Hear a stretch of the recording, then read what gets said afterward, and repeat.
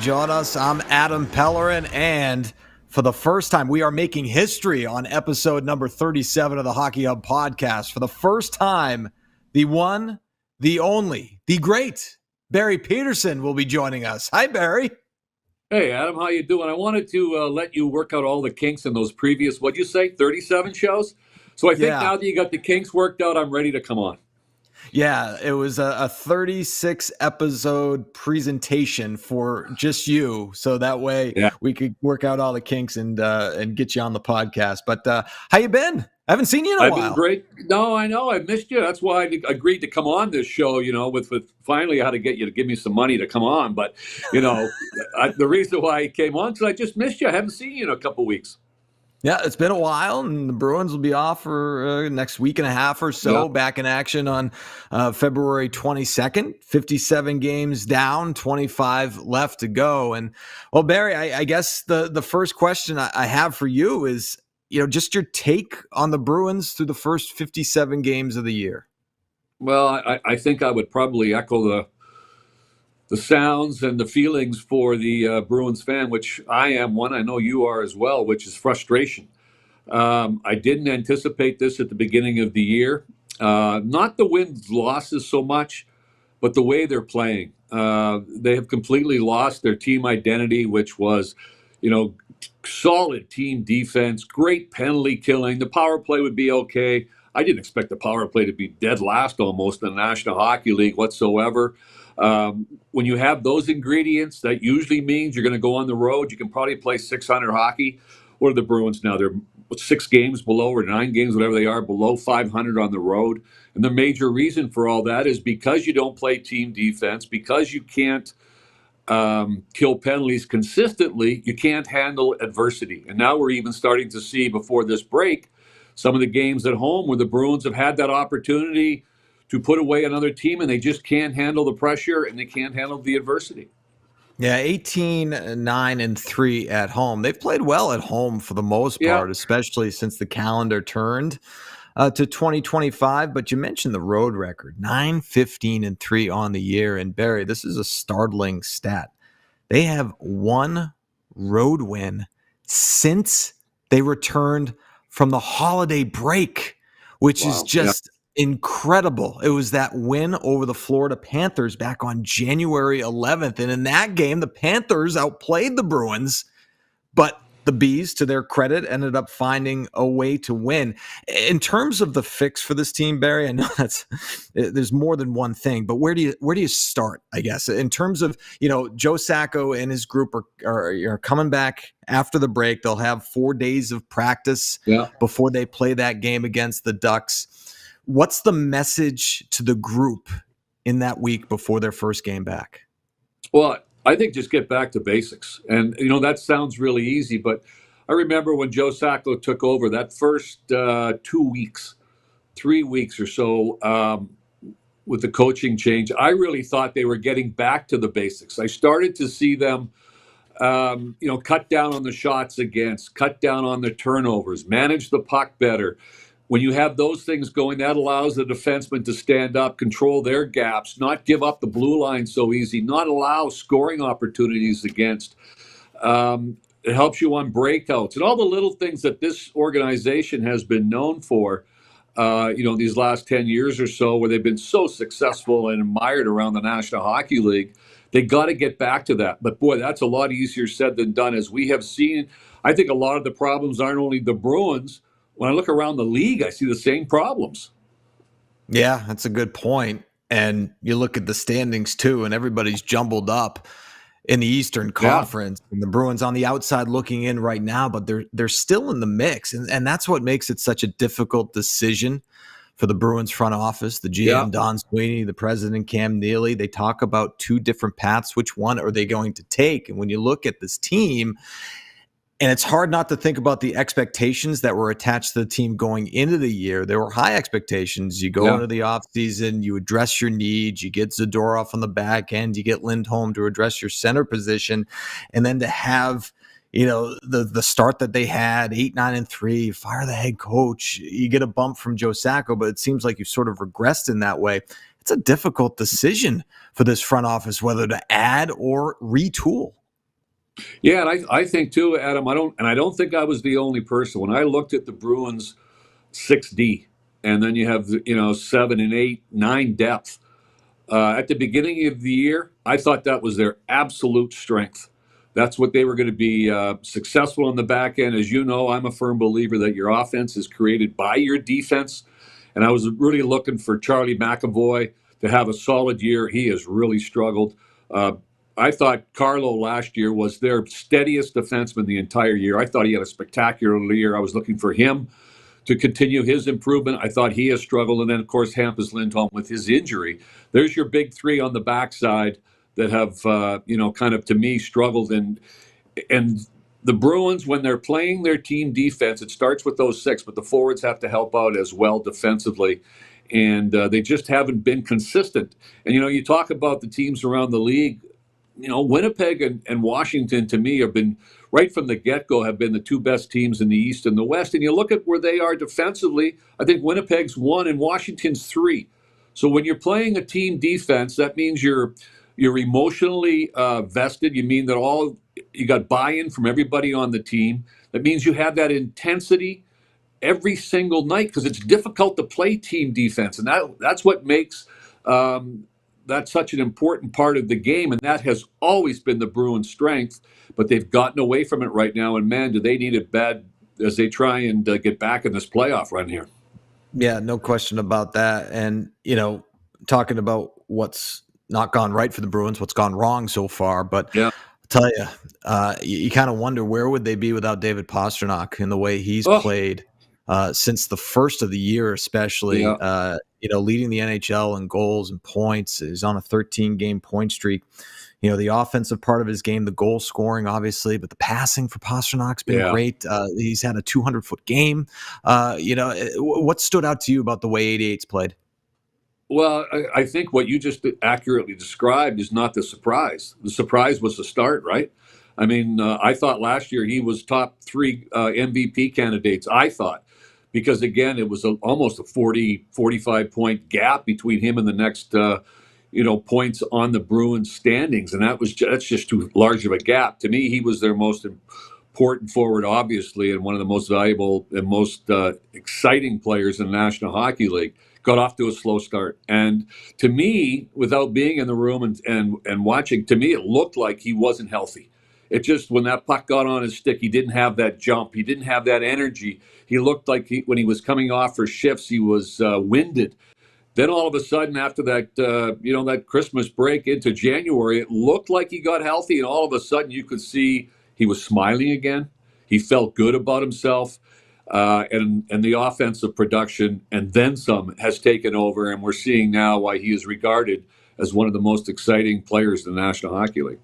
Yep. And so Pasta is hot, but he's going to be on the shelf like most of his teammates and most of the NHL for the next week and a half or so for the Four Nations break. And obviously 4 members of the Bruins representing their countries with McAvoy and Swayman, USA, Lindholm representing Sweden, and Brad Marchand, Team Canada once again.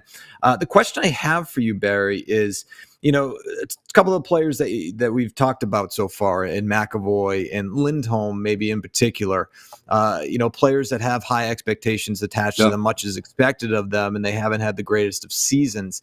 Do you think that playing in this Four Nations tournament with the best and against the best can maybe help elevate their game and carry over into the last 25? Oh, absolutely. And that is the hope, I'm sure, for every general manager and every team around the National Hockey League, that you would like these top players to get their rest. But, of course, they're being used here in these 4-team format. And you're hoping that when they come back, their confidence is going to be sky high.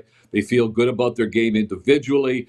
They had a successful tournament, and you can take your play, hopefully, to the next level and help your team advance. However, there's also the risk that your team doesn't perform very well and you don't have a very good tournament, and your confidence can go the other way. So it's going to be important, obviously, in this Four-Nation tournament. The pressure is on the United States and Canada, and we will see how that works out.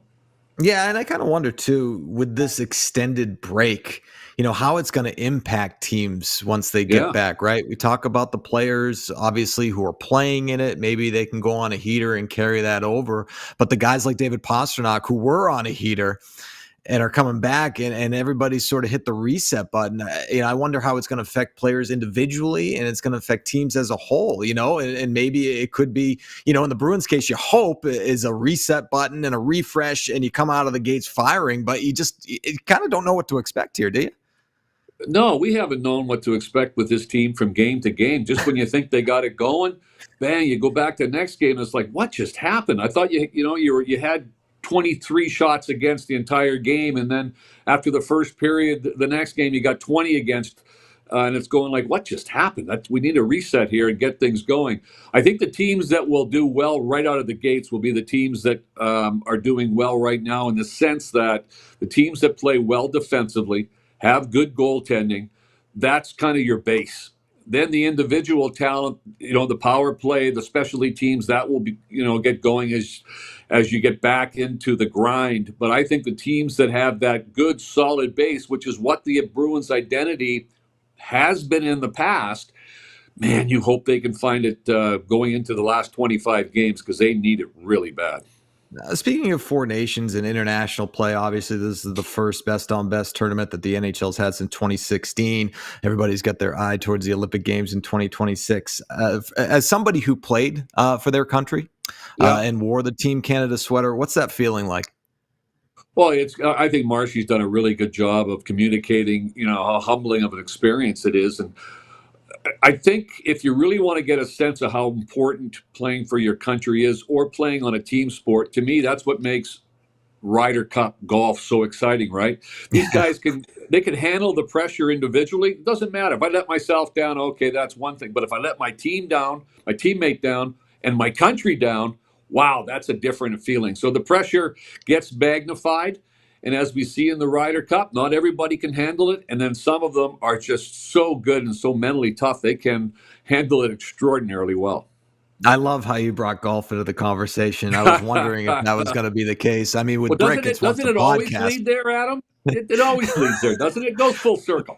Well, again, I mean, you said you've been scouting this podcast for the first 36 episodes. We have Brick on for about half of those episodes. Golf comes up in all of those episodes. So I know that you probably were taking notes and saying, okay, good, I can make a Ryder Cup reference. I can make some sort of golf reference on this show. So I am all in. In terms of your break, Barry, I know that, you have a day job, and so that's keeping you busy. But how have you been spending your time away from the rink? Well, we were down in Florida for a week, got back Monday, and as you know, I'm a new grandfather, so I will be heading up as we hang up here. I'm going to be heading down to the South Shore to hopefully see my granddaughter that I haven't seen in about 10 days, and we're very blessed that everyone from my daughter and the baby and her husband, everyone's doing tremendously well, and we're very excited about the future. That's awesome. Well, congratulations to you and your family. And, I've noticed on social media, I know that you're not a big social media guy, but No. our guy Dale Arnold is. Dale's a big social media guy, and he's been overseas. He's been in Paris. He's been seeing the world during his break. He's so over he's there. making the He's most over of there it. visiting his son, and his son, I think, has got a fellowship over there, and so he's over there visiting them. He and his wife, and good for Dale. It's an opportunity, as we all know, as we move on. It's all about family, and to have that opportunity is tremendous. No question about that. Glad you're able to spend time with your family. Glad you were able to come on the Hockey Hub podcast for the first time. Hopefully not the last time. Hopefully this went well. Be. It all depends. All right. It all depends if your check bounces or not. Fair enough. Well, I mean, we'll have to see about that. We'll wait for the check to clear, and then we'll ask you on again. Barry Pederson joining us on the Hockey Hub. Look forward to seeing you in the unofficial second half, my friend. You as well, my friend. Always look forward to seeing you. All right. For more on the Bruins and the biggest trending news in the sports world, check out Boston Has Entered the Chat, hosted by George Bellecci and Travis Thomas, available on YouTube, Spotify, Apple Podcast, Amazon Music, and wherever else podcasts are found. Adam Pellerin, and happy to be joined by Kasey Hudson for the first time. And Kasey, I read that Boston has entered the chat promo, and I'm thinking to myself, well, hosted by Travis Thomas and George Bellecci and Kasey Hudson as well, who's just joined Nesson a short time ago and making her first appearance on the Hockey Hub. Hi, Kasey. What's going on? We were just talking about the fact you've been a ghost ship in the night, but we've passed each other here and there as I have been getting situated here at Nesson. But yeah, I'm on Boston Enters a Chat. I'm so psyched to finally get to sit and hang with you and talk hockey. Anyone that's starting to get to know me knows I'm a big hockey head. So this has been on the list of getting situated at Nesson, that's for sure. Yeah, and anybody who's been paying attention to your timeline on X has certainly seen the posts, a lot of good stuff that you've been putting out there ahead of Bruins games and, just NHL stuff in general. But, you mentioned, we've passed each other. We've talked briefly in person. As I mentioned, this is our first show together, so I kind of want to get to know you just a little bit before we start talking, and I think our Hockey Hub audience would appreciate that as well. So we don't have to go into your life story. We can go, just a little in the shallow end maybe, but just tell where you're from and, what brought you to Nesson. Yeah, well, nobody judge me. I am from Tampa Bay primarily. That's where I settled when my stepdad finally retired from the Air Force. So military brat. That's actually what got me so invested in hockey to begin with. Ended up in a small town, started skating. My mom's business partner's son was a hockey player, so I was around the rink a lot, and then ended up moving to Tampa. Hockey kind of died down a little bit, but as y'all probably could guess, grew up around the Tampa Bay Lightning, got to see some great stuff there. But I'm a Tampa gal. Right out of UCF, I started having chances to work in sports broadcasting early with an up-and-coming company. So I did everything from Super Bowl to Pro Bowls because we had it going on in Orlando, to covering the Tampa Bay Lightning, to also doing NASCAR, which ended up being super cool. But I've had 7 seasons covering the Tampa Bay Lightning, ended up in New Jersey for a small stint doing some sports gambling, especially with a focus in the NHL. I also work with CBS as an NHL analyst. And then before you know it, Nesson gave me the tap to come here and help out as a general sports reporter with all of the sports. So I'm so excited to be here. Boston's been on my bucket list for a while. I've loved Boston since I was a kid, loved the universities here, and now I get to be here with Nesson.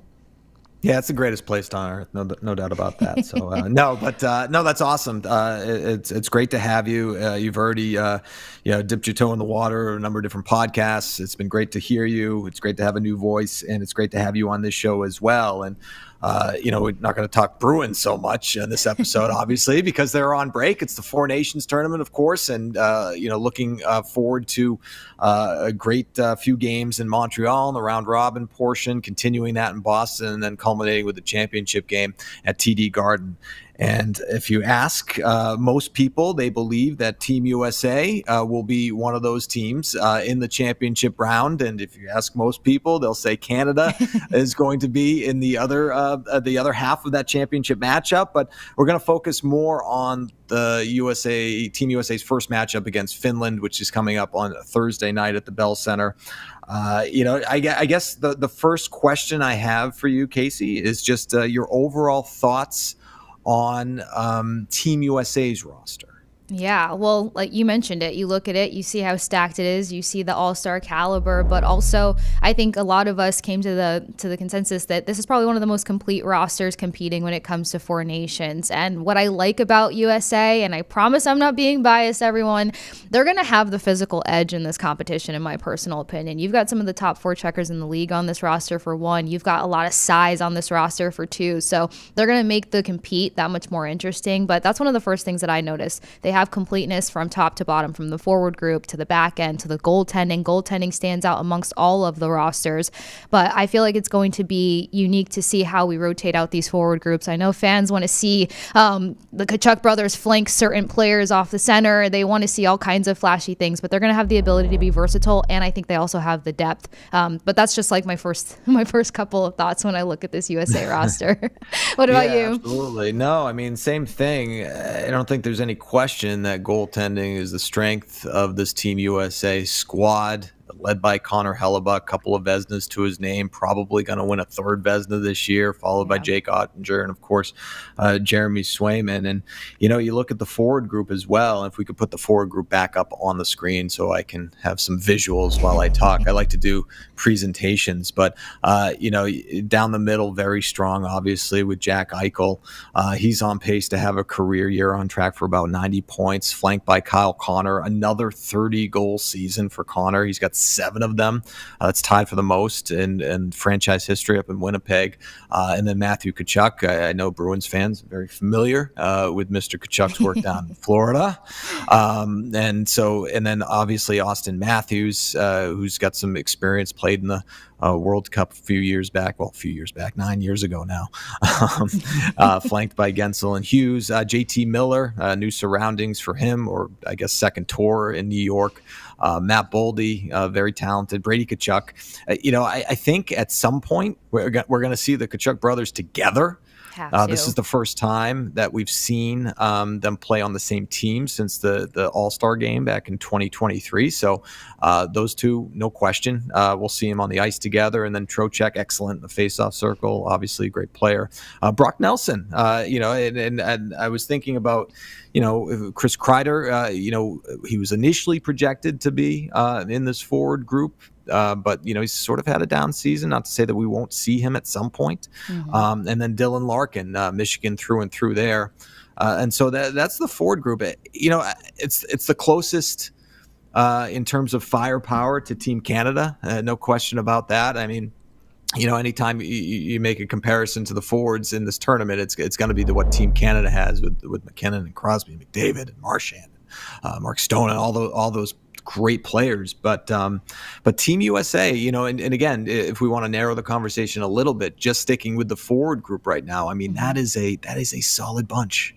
Oh, I completely agree. And then, if you take it out to the NHL terms for the teams that these guys play with, you're talking about a number of guys, Matthew Tkachuk being a focus here, who knows how to isolate and contain some of that elite talent that Canada is going to have. And more importantly, some of the elite talent that Finland's going to have in that first matchup. What I like about this top line is Matthew Tkachuk is such a pain to get off the puck. So you're talking about a guy who's a complete hound playing next to Eichel, who also is one of the top distributors in the NHL for getting the puck to his line mates or setting up to score the goal himself. So it's going to be interesting to see how they utilize one another on that top line. And then, of course, outside of that, you've got Kyle Connor, who's hard to keep off the scoreboard. So the top line alone is going to be extremely lethal for this USA team. And then you've got so much versatility. Like Matthew Tkachuk can be the setup guy, or he can be that gritty guy that you can't move from in front of the net. And that's where this is going to be even better, because he's such a bulldog in front of the net. He's really good with those rebounds. And you're going to have Eichel, who's going to just be continuing to swarm and find those opportunities and those options.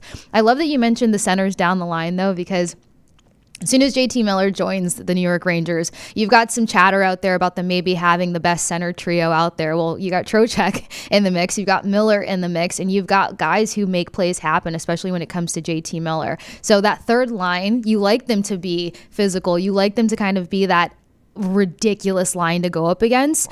Brady Tkachuk, JT Miller being on the same line is wild, but Boldy actually is one of the top forecheckers in the league, in my personal opinion, as well. So now you've got this like ridiculous forechecker. You've got JT Miller, and you've got Brady Tkachuk, who, again, physical, has the ability to set up for scoring. So I feel like that's where USA is going to stand out. That physicality, they're going to have to continue to push guys off the puck, and they're going to stand up on their heads on that category. Yeah, and pushing guys off the puck. And again, I hate to keep bringing up Team Canada.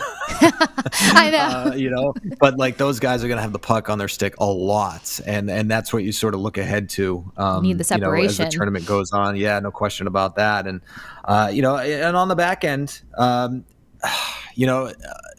not the best, but a very solid group. Again, we put it back on the screen because I need visuals. We have it available to us, Kasey. So I need Why to do not use it? my PowerPoint presentation as we take a look at Slavin and Fox paired up together.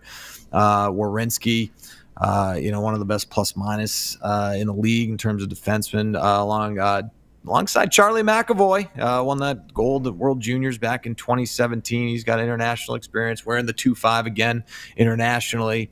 Noah Hannafin, Brock Faber. And, you look at this group and You wonder what could have been with Quinn Hughes, right? Like Right. and that's the shame of it, to suffer that injury right before Four Nations, not to have him on the back end for the U.S. I mean, there are some crazy stats, in Vancouver with him on the ice and with him not on the ice in terms of how much he makes that team better. Well, the same could be said, even though this is the best of the best in terms of the U.S. Still, not having him on the ice is going to hurt. Yeah, big time. And did you see the text that he sent to his brother Jack about when he realized that he's not going to be able to play? I missed it. Oh, it was just like he like apologized to his brother. He's like, "I'm sorry, I really tried," and that broke my heart because I'm like, you can't put yourself in a bad position here. Like Four Nations is going to be tremendous. I think a lot of people are going to hope that they bring it back, but more importantly, like you have a second half of the season to think about. So Jack texted him back and was like, "Don't worry, we've got the Olympics coming up." So it's going to be interesting to see how he tries to honor his brother in this level of play also. But it's going to be interesting seeing as how Quinn Hughes is going to be in the mix.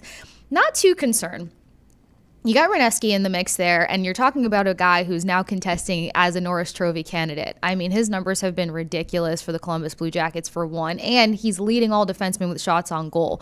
The theme that kind of concerns me slightly when it comes to USA's roster is the fact that you have, really just about a lot of, if not all, offensive defensemen. So when it comes to some of those big defensive stand-up plays that you're going to need on the back end, that's where we'll see how things go. But then again, you got, potentially Connor Hellebuck behind you most of the time, or Otter or Sway. So you've got guys that can come up with big plays between the pipes. But that was my only concern in terms of everyone jumping in and creating those plays. But you've got great anchors. So Hannafin's a name that I don't think has been talked about enough in terms of being a part of this decor, because you have somebody who has chemistry with Eichel and Matthews. Played World Juniors with them in 2015, that is. And I really liked his style of play with Calgary. He came in and was initially pretty impactful right out the gate with the Golden Knights. But then stylistically, he had to change some things up and find a better method to locking down in the D zone and not always jumping in on the plays or getting too far ahead of himself. So I think Hannafin is going to be an interesting one in terms of locking things down. But Reneski and McAvoy together. McAvoy's got the super dad powers now. Is that a real thing?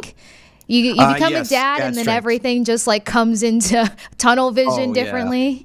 Yeah, you should see how strong I am compared to when, before I had my daughter. Yeah, no question about that. But it's funny, with McAvoy finding his scoring touch a little bit since becoming a dad. So Reese Michael, very happy with dad's play since he was born. But you mentioned, the players on the back end for Team USA. I think that's a pretty good transition to get to Finland. Because if we could take a look at their forward lines and D-men and, just to touch on the forward lines real quickly, obviously, Sasha Barkov. Again, I mentioned Matthew Tkachuk and Bruins fans being familiar with him. Well, they are certainly familiar with Sasha Barkov. Couple Selkies in his trophy case. First Finnish captain to win a Stanley Cup, paired with Arturi Lehkonen, who's having a career year. In Colorado, 23 goals on the year. Mikko Rantanen used to play in Colorado. Now was in Carolina, and it was interesting to see. It was questioned. He was held out Carolina's last game or two, I want to say, and it was a question of whether or not he would be available to play. But he's good to go. Not paired with Sebastian Aho though, his new teammates, and so you have Hintz and Laine there, Teravainen, Haula, Armia, and. It was done very well in Montreal. And then you got the Florida Panthers guys on the fourth line, Lindell and Luosterainen, and along with Michael Granlund, who's new to Dallas. So that's, a solid group, a tough group there on the fourth line. And I'd segue this to just talk about the defensive pairings.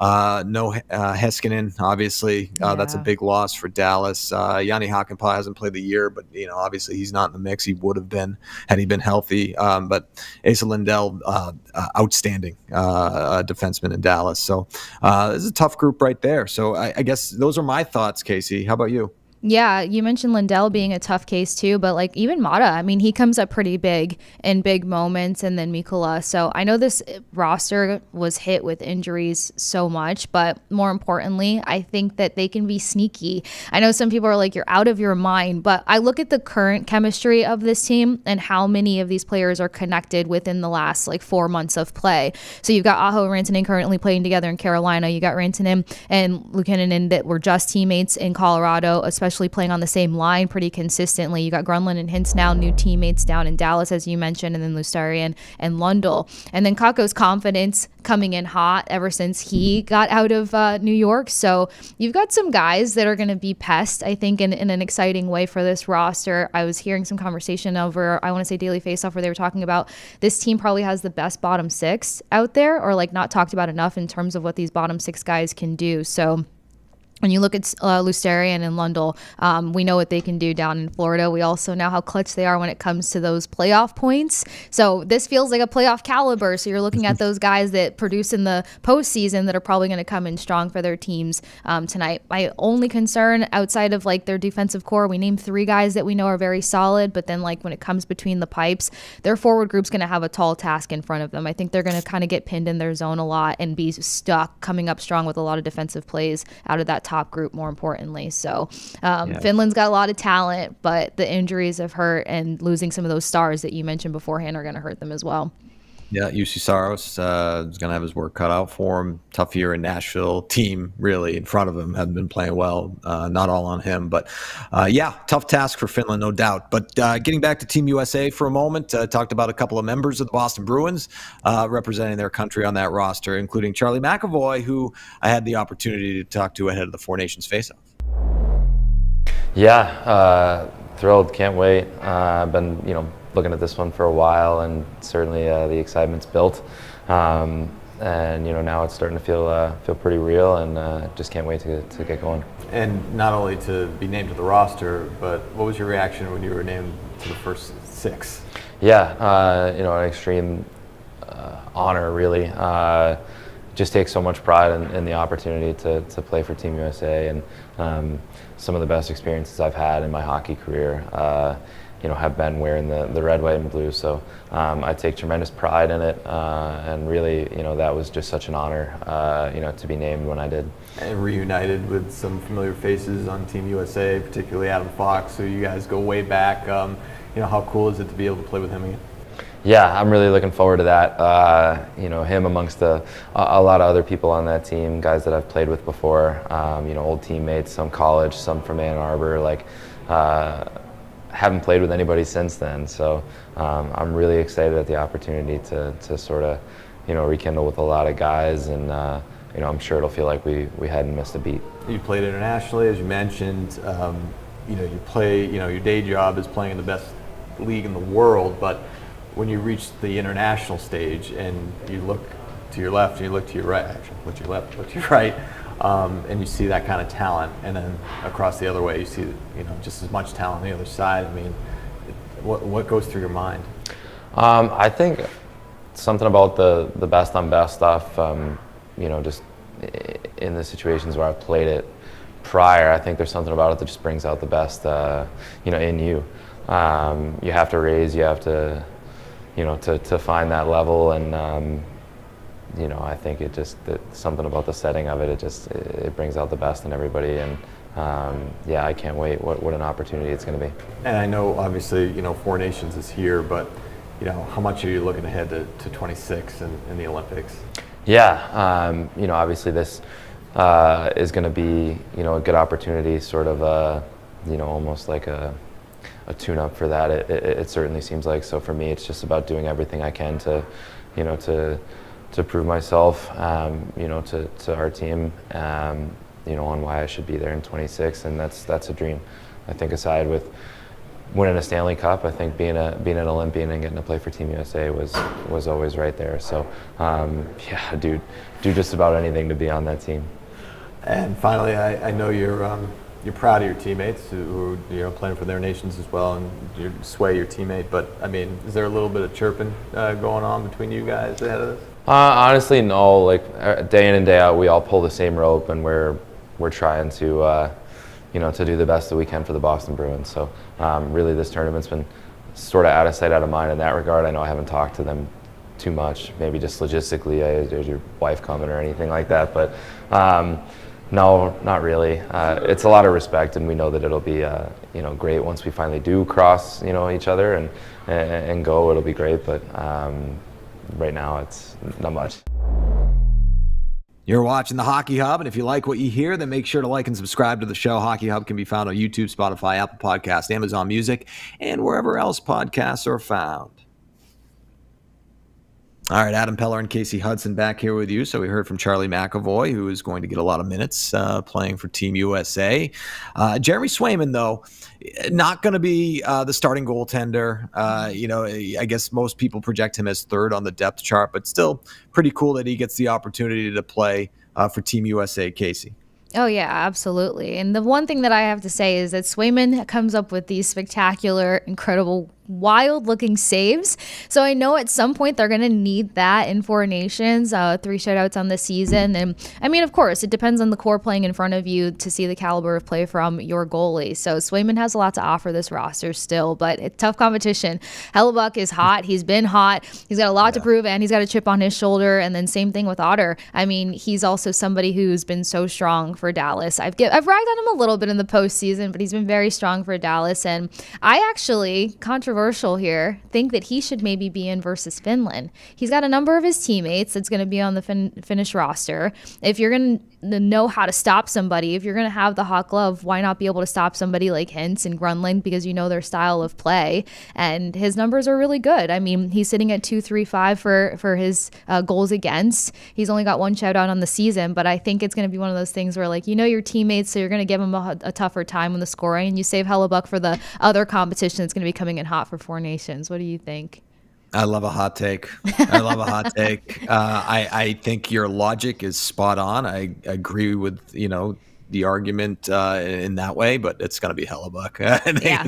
I mean, you got to make the statement. I get that. Yeah. But anyway, I like it though, Kasey. I like where your head's at. I like it. But just getting back to Jeremy Swayman for a moment, playing for Team USA. Obviously, the Bruins starting goaltender. Very thrilled to be a part of the squad. Really looking forward to it, and some of the world's best talent all in one place is going to be really special, and great opportunity for some good memories. It's not your first time playing international play. How excited are you to sort of get back together with some of those guys? Really excited, and it's awesome to create these bonds and memories with guys around the league, and again, it's my first time being world's best on best. So the intensity of the tournament, and obviously just the skill level and all the hype around it's going to be a really unique experience, and it's going to be an amazing opportunity to create some good bonds and again, great memories with a good group of guys. What was your reaction when you got the call that you made the roster? A little bit like miracle. You kind of like, it's pretty cool. You get that call from Billy, and it's like, holy smokes, here it is. So that's something I'll remember for a really long time, and it was just a moment, in my career that, again, I'll remember, and hopefully many more to come. And how cool is it that it's in Montreal to kick things off? Obviously, the rivalry with the Bruins, and you're going up there, and it's hostile territory again, right? Totally. Yeah, well, that's a great epicenter of hockey, and I couldn't think of a better city to start it off in, and of course coming back to Boston and finishing it off in a better city is really exciting. So again, the hockey community is really excited, and it's a worldwide event, which is really special, and just to see all the hype around it already, and it's going to be meaningful. It's going to be really intense games, and I know that's going to be a hard-fought tournament. Now, obviously, there's Four Nations, and then you have the Olympics in 26. And I know a lot of guys are excited at the prospect of being able to represent their country in that tournament. Is that on your mind at all? I think it's definitely it's always been in my mind. As a little kid, and the goal of being an Olympian one day. But this is the first piece to that, and creating the bond with the guys that are all going to be there, and knowing what we can create at the global stage. And that's something that I'm really looking forward to, is again solidifying the bond and being a big piece of of what we're trying to accomplish, which is, again, an Olympic gold medal. And so I think this is a great tournament to really get the right stepping stones, in place to have success. All right, Jeremy Swayman on being named to the Team USA squad, getting ready for action tonight against Finland. We're going to wrap up our Four Nations conversation now and segue into an interview with a guest we've had on Nesson before. His name's Thomas Smith. He's the founder of the Lookup Line. It's a warning track of sorts for ice rinks to encourage player safety and avoid devastating injury. Here's our conversation with him now. Well, Tom, it's good to see you again. I know we've done some things in the past talking about the Lookup Line, but we haven't seen each other in a while. So how you been? Things are good, Adam. Thanks so much for having me. No, I've enjoyed our interaction in the past, but with COVID, which was an interesting time, it's been a few years, so it's great to be back. Yeah, it's still hard for me to sometimes figure out what year it is because it's just like it was such a time warp back then. So I couldn't even remember when the last time we had spoken, but it's good to have you back on. And obviously, we've had you on. You've talked about the Lookup Line program in the past, but for those who may be hearing about it for the first time and want to learn more about it, what is the Lookup Line? Yeah, so the Lookup Line, in short, is ice hockey's first warning track. And the Lookup Line was founded because as I was pursuing a collegiate career, I signed a junior hockey contract and unfortunately sustained 2 separate paralyzing injuries that were board related. And after my second accident, and I was paralyzed from my waist down, and I always thought that if I could figure out a way to help players and benefit the game without affecting the speed, intensity, heritage, or adding any more rules, I wanted to put my best foot forward in doing so. And so after about 1.5 years worth of research, I came to the conclusion that baseball has a warning track, football has their perimeter lines, meaning player goes out of bounds if they go out on the sidelines. Players, coaches, and media are supposed to be 5 yards back. The goalpost in the early 80s late 70s went from the goal line to the end of the end zone. So, and then looking at basketball, same type of deal where the players, coaches, fans, and media are set back from the perimeter line. So is the post of the hoop, and the rim hangs over the perimeter line. And I'm looking at all these sports and then consulting with doctors. And the number one way to create a behavioral instinct in sports is visual cueing. And then I'm doing my aquatic therapy in the pool, and there's the black line in each lane, and that line stops several feet before the end wall. So if you don't see that line, you're either swimming in someone's lane or going towards the end wall. So came up with this idea, and then we launched it in 2013, and we're calling it the Lookup Line, and have for over a decade. And all we're doing is we're putting a paint strip. Some are 40 inches in width. You're going to see some smaller lines that are out there right now, but it's an orange warning track. So when players see that, he or she picks their heads up before making contact with the inboards. And we're not saying that this is a no check zone or anything like that. This is simply an awareness piece, because my thing, Adam, is that we want players to get on the ice and off the ice safely. And I want folks to be able to retire on their own time, not because of injury like I had to, Travis Roy, Dena Lang, Matty Brown, Jake Jablonski, Jake Tebow, AJ. So many of us have had neck injury, and there's so many that have had head injury. So by installing the Lookup Line, it reduces the risk of injury, and it's simply for you see that line, pick your head up, because we know head up versus head down, you're less likely to suffer a head or neck injury. Yeah, and it made me think about somebody that I attended Suffolk University, and just before I enrolled there, John Gilpatrick had suffered an injury. Right, exactly, and he's thriving, which is great to see. But in terms of when you launched this, right, it had to have been a tough sell. Yeah, Adam, despite the sentiment behind it and the involvement, there's always sort of a resistance to change is what I'm getting at, right? And to incorporate something like this onto a rink, there must have been some resistance there. Yeah, and look, you've been involved with the sport for decades, as have I.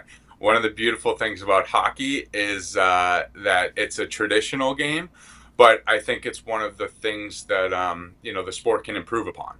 So this was a hard sell.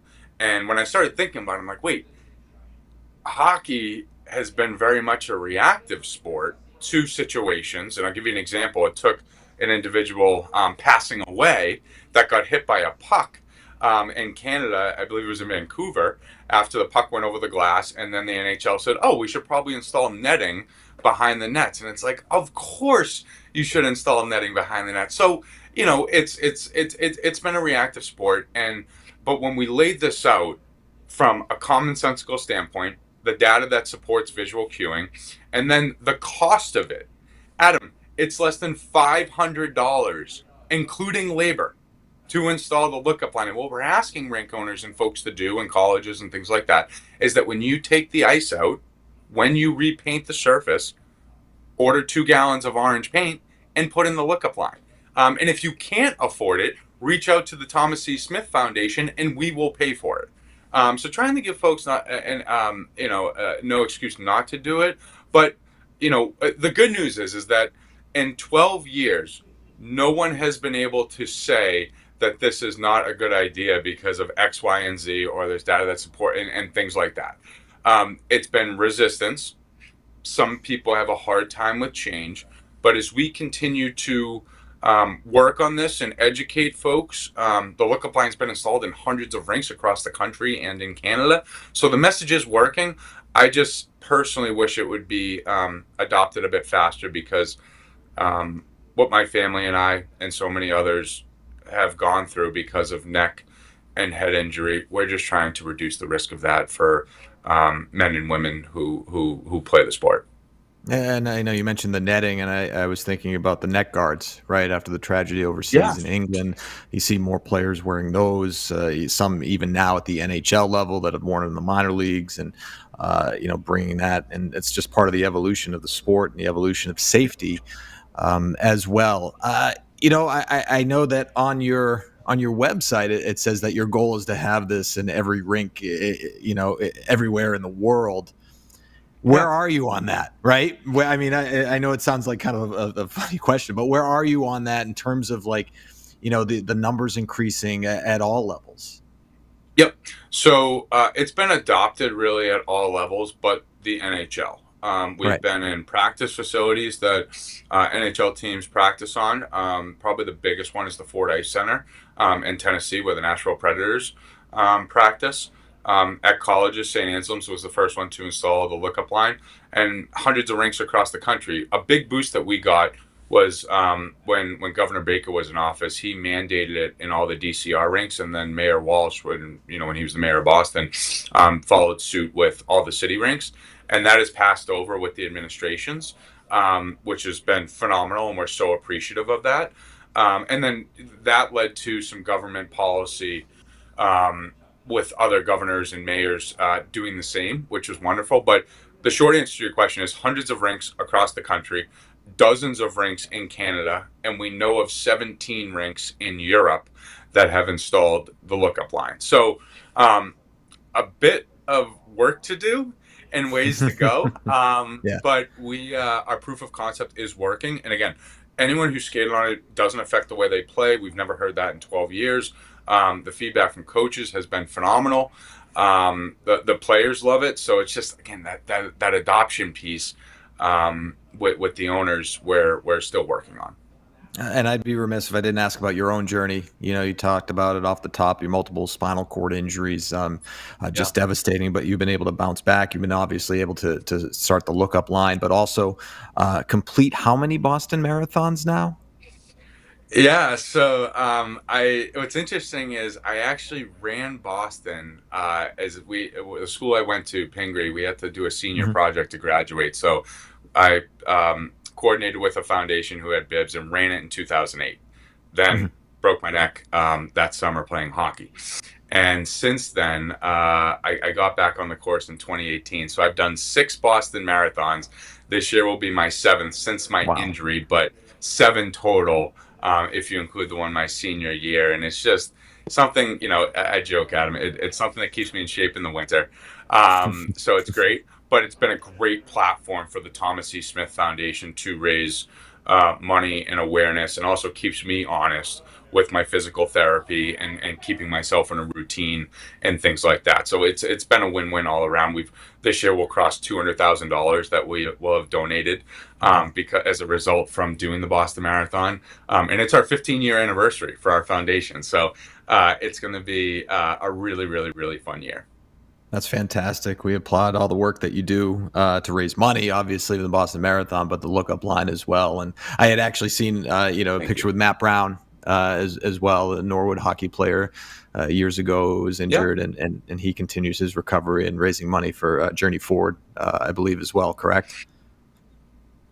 Yep. Maddie goes to Journey Forward, and they're our outpatient paralysis partner, where really anyone who we work with in Massachusetts and New England that can access Journey Forward, we coordinate with the founder and John down there, who does a lot of the patient coordination to get folks involved. Awesome. Well, Thomas Smith joining us here on the Hockey Hub podcast. It's good to see you again, man. Appreciate you coming on. No, thank you so much, and just really appreciate the opportunity to talk about what we're doing, spreading the awareness about the Thomas C. Smith Foundation. If anyone has any questions, they can go to our website, thomascsmithfoundation.org, where constantly in the community, whether it's appearances, engagement with corporations, schools, we really try to promote what we're doing, and it takes a village, right? So a collective effort is definitely needed, and I so appreciate, and so does the foundation, this opportunity, because it's an unbelievable platform for us to extend our message. So thank you, Adam. No question about it. Thanks for your time. All right. Thanks to Thomas Smith for joining us. Thanks to Barry Pederson for joining us, making his Hockey Hub debut. We were honored to have him. And we had 3 Hockey Hub debuts, actually. Thomas Smith joined us for the first time. We've had him on NESN before. Barry joined us for the first time. And now Kasey Hudson joins us. This has been a very special Hockey Hub. I've loved it. I've had a great time. Did you have a good time? Oh my gosh, a great time. I wish we had more time. There's still so much hockey to talk about, but that's fine. I'll be back to bother you on Hockey Hub soon enough. That's for sure. Yeah, I was going to say, we have nothing but time and opportunity to talk hockey because we're here twice a week. So stop by anytime. We'd love to have you, and really enjoyed our conversation. Looking forward to 4 Nations tonight. Oh my gosh, I'm so excited. And I'll be on the ground next week when they're here in Boston. So I can't wait to see how USA tangos with Sweden, but very excited to see what goes down tonight. I think USA makes a statement, and look, good hockey all around. I'm ready for that. Yeah, I'm excited for it. It's going to be a lot of fun. Well, thanks for joining us for episode number 37 of the Hockey Hub. We'll see you next time.